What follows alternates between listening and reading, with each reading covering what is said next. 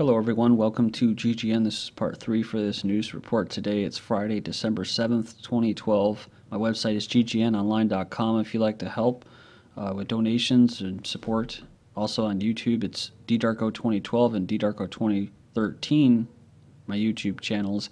Also all these headlines and links will be in YouTube's video description. I recommend usually to check them out and you can go in more depth because I like to cover a lot but I don't have the time to go into each article in depth. So, alright, we left off with these drones, unmanned drones likely to take over Nimrod spy duties in the UK and NATO operations because they're cheap.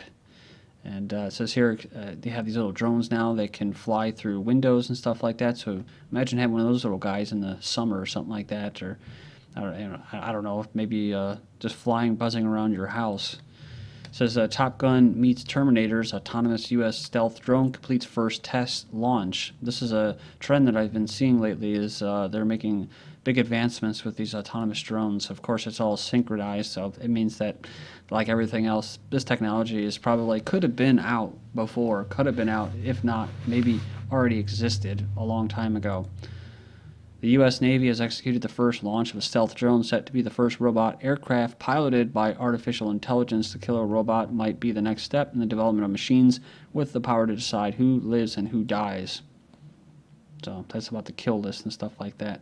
But I mean, as soon as they had, when commercial air pilots and airliners have autopilot, I mean, that right there was the first beginning of drones. I mean, at that particular point, they could have just snatched those pilots out of the planes, but they didn't want to scare the shit out of people, just like they made cell phones real big, because they didn't want to scare them and make it look like something out of Star Trek, which they now look like computers, make them real big, you know? They got to do it slowly, very slowly. I often wonder, too, if the technology existed, say, back in, 1,000, 2,000 years ago. It was just that they didn't have all the resources to mine and stuff like that to get it up. Or maybe they thought that the people weren't smart enough to be able to handle the things. Well, I see people nowadays, and I realize that, they're not all that much smarter than they were, back in the 1800s. I'm sure the illiteracy rate has actually gone up since technology's gone up, because people become reliant on the machines and they do less thinking and rationalization for themselves. Now, I guess my theory would be that they could have had like iPods back in Egyptian times, around Jesus' times. The problem is that people were fighters, they were resistors, and they knew that there was these ancient bloodlines that run the shit, and it always has been, and they've always been resistant to tyranny. And they were, for the most part, I would say, fairly intelligent. They had common sense. Now that is all gone. Some people, they have been socially engineered, conditioned into good little slaves. And so now they give them the trinkets and toys they can trust them with.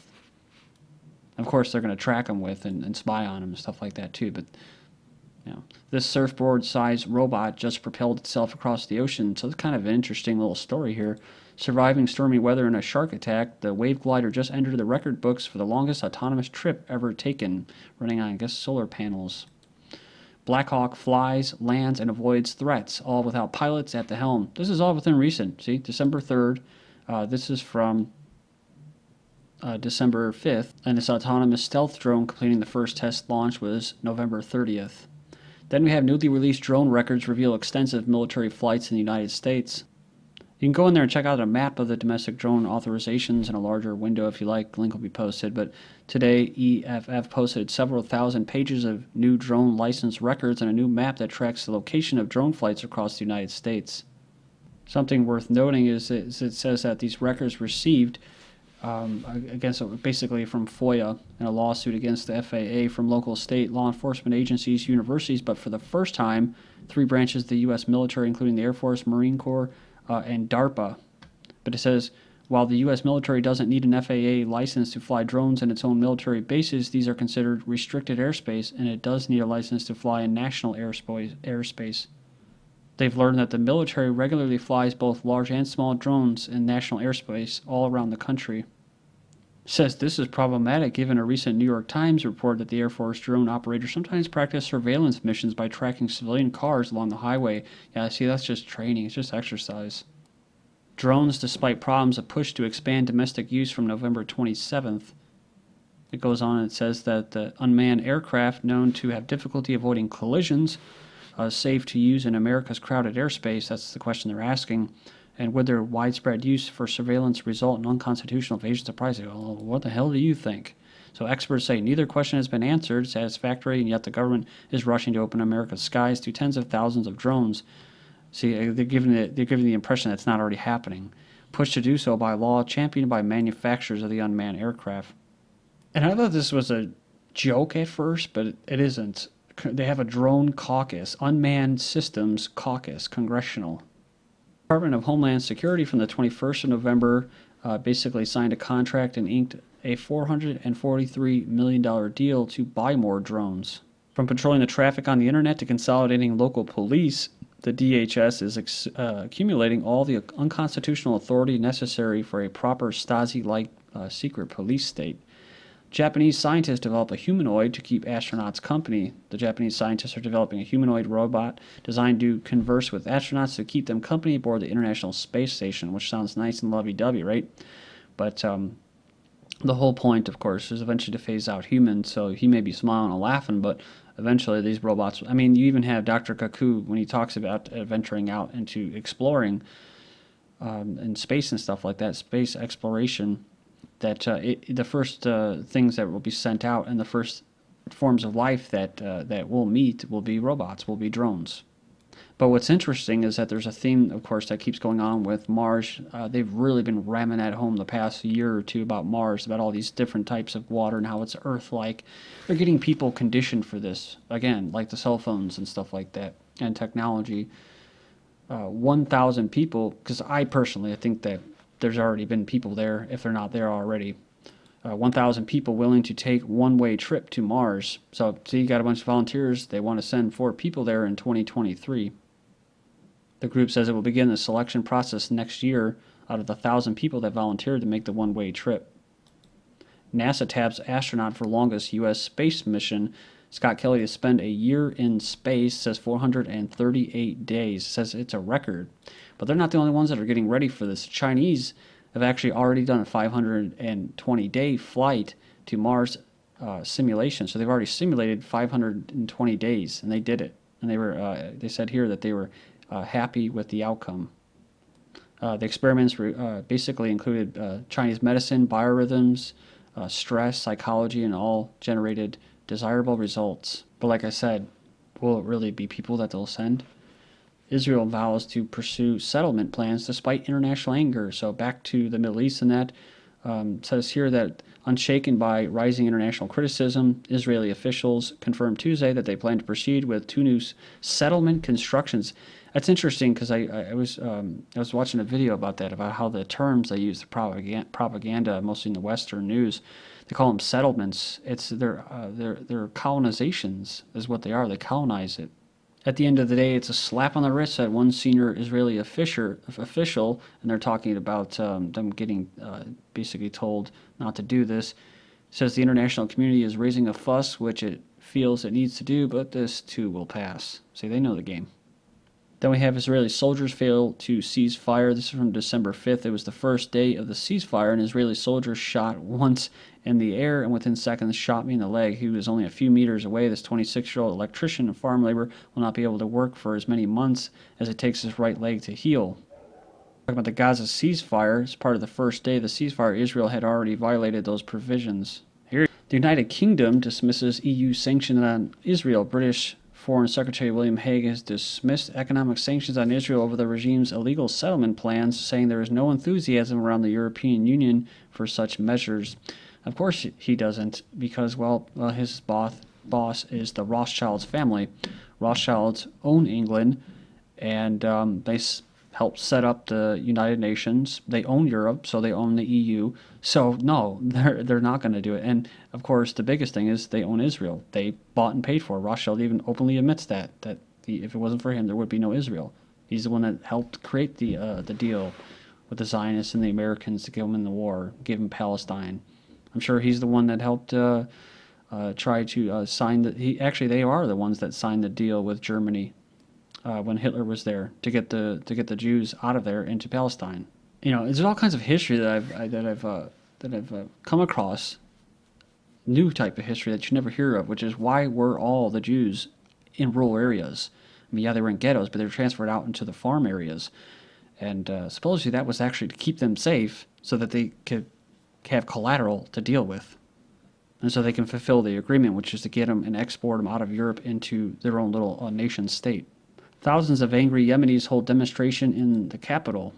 It says here, refusing dialogue and refusing to settle for the current situation in the country. Thousands of protesters in Yemen filled the streets, dubbed a protest of anger, voicing their frustration over what they called the government's delay in meeting the demands of the Yemeni people. But also it was had to do with government intervention, foreign intervention. Also have long-exiled South Yemen leader defends his calls for secession. You keep hearing about Al-Qaeda, but this is what it's all about. I mentioned this. Yemeni's unification was hailed in 1990 as a historic moment, but initial celebration soon faded in 1994 when civil war broke out. Southern leaders declared independence, and this Beidh once again was declared president in the south.